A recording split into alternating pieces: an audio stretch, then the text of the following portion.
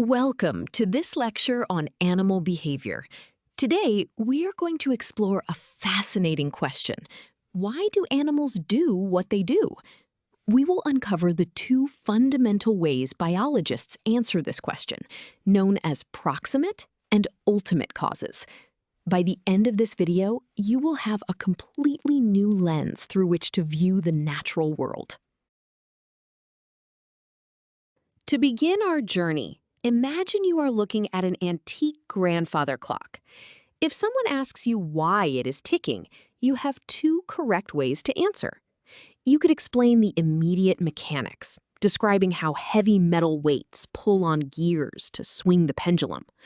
Or you could explain the deeper purpose, noting that a clockmaker designed it to keep time so people can wake up. In the study of animal behavior, we ask these exact same types of questions. We divide our explanations into immediate, mechanical reasons and deeper evolutionary purposes. Now that we understand the two ways of looking at a behavior, let us dive into the first one, proximate causes. These are the immediate, underlying mechanisms that trigger a behavior right at this very moment. Think of these as the how questions. When an animal acts, what is physically happening inside its body? Biologists look at genetics, hormone levels, nerve impulses, and muscle contractions. For instance, if a bird is singing, a proximate explanation would focus on how rising daylight alters hormone levels, which then physically causes the vocal cords to vibrate. While proximate causes explain the immediate mechanics, they do not tell the whole story, which brings us to ultimate causes. These refer to the evolutionary history and the adaptive value of a behavior over thousands of generations. These are the why questions. Why did this behavior evolve in the first place? The answer always comes down to how the behavior helps the animal survive and reproduce in its specific environment. Going back to our singing bird, the ultimate cause explains that singing attracts mates and defends territory, ensuring the bird's genes are passed on to the next generation. Understanding both of these causes is absolutely critical, a concept championed by the famous ethologist Nico Tinbergen. Before this framework, scientists would often argue over the correct reason for a behavior, not realizing they were just answering at different levels of biology. You cannot fully understand an animal by only looking at its hormones, nor can you understand it solely through evolution. Both are complementary halves of the whole truth. In real-world applications, like conservation, saving an endangered species requires us to know both the immediate physical triggers for their mating and the long-term environmental factors they need to thrive. Let us visualize how these concepts connect with this flowchart. At the top, we have a specific animal behavior, such as a bird singing. This branches down into our two main categories: proximate causes on the left, representing the how, and ultimate causes on the right, representing the why. Notice how proximate causes further break down into immediate mechanisms, like hormones and brain activity, as well as ontogeny, which means development and learning. On the other side, ultimate causes split into adaptive value, meaning survival and reproduction, and phylogeny, which is the deep evolutionary history of the species. Now that we have a clear conceptual map, let us look at how biologists mathematically represent ultimate causes through evolutionary fitness. Ultimate causes exist solely to maximize an animal's success in a competitive environment. We can represent this total evolutionary fitness with a simple concept: W equals S plus R. Here, W represents the total evolutionary fitness, which is the ability to pass on genes. S stands for the probability of survival, and R stands for reproductive success. If a behavior increases either survival or reproduction, the total fitness goes up, and the behavior is favored by evolution.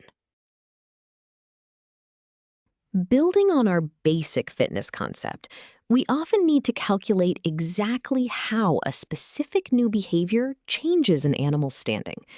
This gives us our primary formula. W sub n equals W sub I plus delta S plus delta R. W sub n is the new total fitness after the behavior occurs.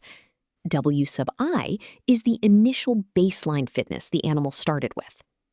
Delta S represents the change in survival probability, and delta R represents the change in reproductive success. By adding the specific benefits or costs of a behavior to the baseline, we can mathematically prove why an ultimate cause shapes a species over time. Let us apply this expanded formula to a real example, the singing of a male chaffinch in spring. We are given an initial baseline fitness of 2 units. The act of singing does not help the bird survive. In fact, it might attract predators, so the change in survival is 0. However, the beautiful song successfully attracts female mates, increasing reproductive success by 4 units. We substitute these values into our equation. 2 plus 0 plus 4. This gives us a final new evolutionary fitness of 6 units. The ultimate cause of attracting a mate directly raised the bird's total fitness, explaining why this behavior evolved. We have seen how behaviors evolve to help animals, but what happens when the environment suddenly changes? Let us look at the human sweet tooth. Humans have a strong, universal preference for sugary foods.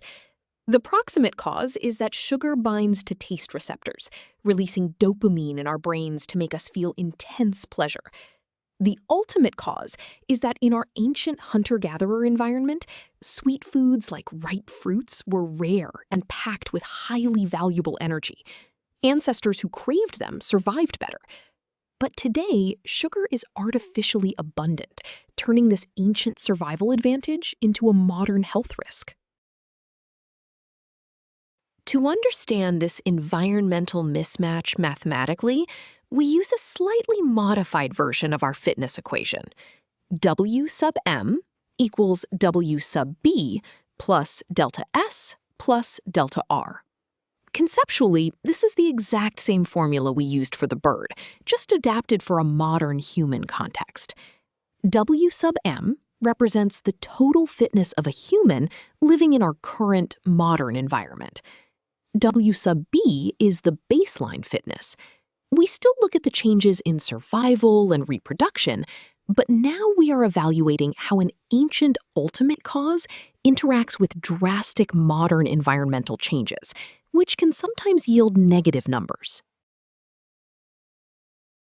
Let us calculate the modern fitness impact of our sweet tooth. We are given a baseline fitness of 10 units. Today, excessive consumption of refined sugar leads to severe health issues like diabetes, which reduces lifespan. Therefore, the change in survival is -3. For this scenario, we assume no change in reproduction, so that value is 0. Plugging these into our equation, we get 10 minus 3 plus 0, resulting in a final modern fitness of 7 units. This mathematically demonstrates how a behavior that had a positive ultimate cause in the past can actually decrease survival in a modern environment. We have covered a lot of ground today, so let us review the key takeaways. First, every animal behavior must be analyzed from 2 distinct perspectives.